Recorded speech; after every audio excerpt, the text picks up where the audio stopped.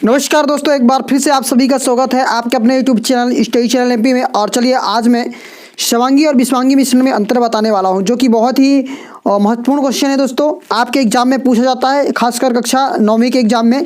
ठीक है, कक्षा 9वीं वाले छात्र खासतौर से इसे याद ही कर लें और नोट ही बना लें और इसे जरूर याद कर लें, क्योंकि ये 4 नंबर का जरूर पूछा जाता है आपके एग्जाम में। बहुत ही महत्वपूर्ण प्रश्न है, इसलिए इसे जरूर तैयार कर लें। तो चलिए प्रश्न क्या है आपके सामने, देखिए।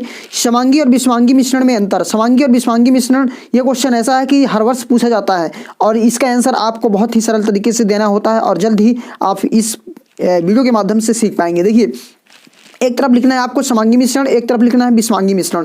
एक तरफ शवांगी, एक तरफ विषवांगी। अभी आप यहाँ पर आपको अंतर लिखना है कि पहला पॉइंट है कि वह मिश्रण जिसमें अवयवी तत्व समान रूप से मिश्रित होते हैं। मतलब अवयवी तत्व मतलब जिससे वह मिलकर बना होता है, जैसे मिश्रण हो गया। ठीक है ना, मान लीजिए चीनी व जल का मिश्रण हो गया। जब आप शरबत बनाते हैं तो चीनी व जल मिलाते हैं, इस प्रकार से क्या बन जाता है, एक मिश्रण बन जाता है। और अवयवी तत्व कौन कौन कहलाते हैं?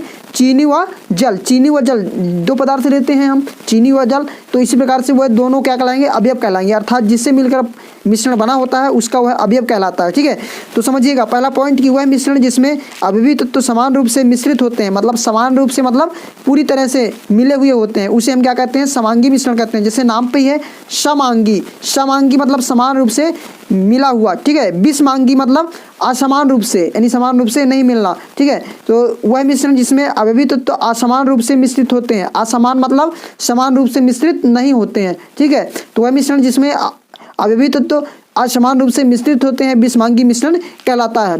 अब अगला पॉइंट देखिए, तत्वों को पृथक रूप से देखा नहीं जा सकता। देखिए, समांगी मिश्रण की बात हो रही है यहाँ पर। तो समांगी मिश्रण में क्या है कि तत्वों को पृथक रूप से नहीं देखा जा सकता। जैसे हमने मिला दिया शक्कर और जल को, यानी शरबत बन गया, तो उसको हम अब क्या कर सकते हैं? बाहरी रूप से क्या है कि समान रूप से नहीं देख सकते हैं। मतलब तत्वों को पृथक रूप से नहीं देखा जा सकता, जबकि तत्वों को पृथक रूप से देखा जा सकता है। किसमें? विषमांगी मिश्रण में। विषमांगी मिश्रण में तत्वों को पृथक रूप से यानी अलग रूप से देखा जा सकता है। ठीक है, तीसरा है अवयवी तत्वों को भौतिक प्रक्रमों से आसानी से पृथक नहीं किया जा सकता। समांगी मिश्रण में जो अवयवी तत्व होते हैं, जिनसे मिलकर मिश्रण बना होता है, उनको हम भौतिक प्रक्रमों से आसानी से पृथक नहीं किया जा सकता। जैसे शक्कर मिल गया और जल मिल गया, उसको अब फिर पुनः हम शक्कर और जल में यदि अलग अलग करना चाहें शरबत से, तो क्या हो सकता है? नहीं हो सकता है। इसीलिए कहा गया है कि अवयवी तत्वों को भौतिक प्रक्रमों से आसानी से पृथक नहीं किया जा सकता है। ठीक है, जबकि विषमांगी मिश्रण में अवयवी तत्वों को भौतिक प्रक्रमों से आसानी से पृथक किया जा सकता है। अब यहाँ पर समझिए, जैसे चीनी हो गया और रेत हो गया। ठीक है, तो चीनी और रेत यदि मिला दिया हमने तो क्या बन गया? विषमांगी मिश्रण बन गया। ठीक है, क्योंकि यह आसानी असमान रूप से मिला रहता है, समान रूप से मिला नहीं रहता है, इसलिए इसके भौतिक प्रक्रमों से इसे आसानी से पृथक कर सकते हैं हम। किसी न किसी विधि द्वारा रेत व चीनी को हम अलग कर सकते हैं। इसलिए कहा गया है कि अवयवी तत्वों को पृथक रूप से, देखिए, अवयवी तत्वों को पृथक प्रक्रमों से आसानी से पृथक किया जा सकता है। ठीक है ना।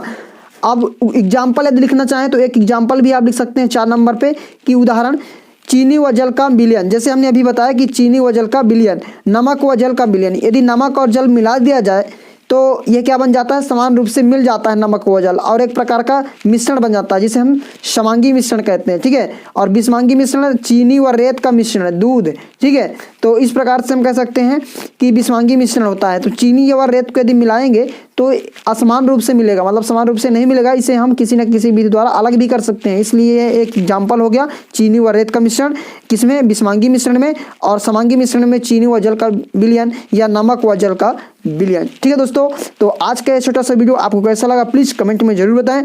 और यदि आप स्क्रीनशॉट लेना चाहते हैं तो स्क्रीनशॉट भी ले लें। ठीक है, और इसे जरूर तैयार कर लें। मेरा यही कहना है कि आप तैयार कर लें, आपकी पेपर के लिए ये 4 नंबर रखा हुआ है। ठीक है, कहीं जाने वाला नहीं है। ठीक है दोस्तों, तो इसी के साथ जय हिंद, वंदे मातरम। फिर मिलता हूँ नए वीडियो में नए टॉपिक के साथ। और आप अपना सुझाव कमेंट में जरूर बताएं कि आप साइंस मैथ के अलावा और क्या सब्जेक्ट पढ़ना चाहते हैं, उसको भी मैं लेकर आऊँगा। इसी के साथ जय हिंद, वंदे मातरम।